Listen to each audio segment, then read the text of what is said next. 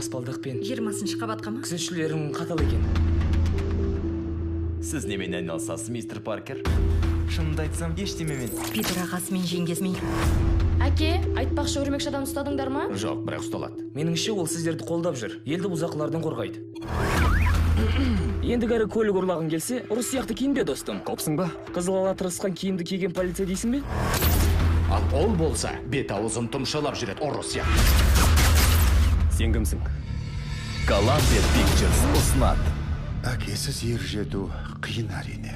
Андағы туралы мен ұмытып кетіппін ғой. Әкеңдікі. Одан өткенді жасырды. Әкең өте тұйық адам болатын, Питер. Доктор Коннорс, Ричард Паркердің ұлымын.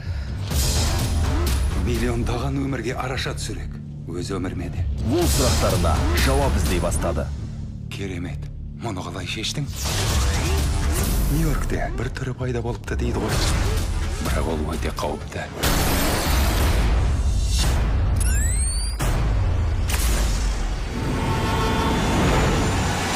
Осы жазда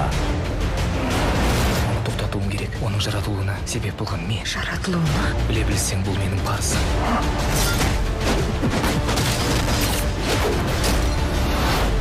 Сөйтіп, 38 полицей бір жігіт ұстай алмады денде. жасырылған құпия. Шындықты білгін келеме, Питер? Келде анықта. Ашылады. Өрмекші адам деп аталатын азаматты тұтқындауға бүгін бұйрық бердім.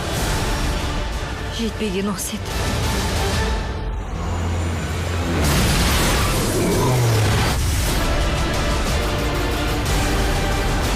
Жаңа өрмекші адам.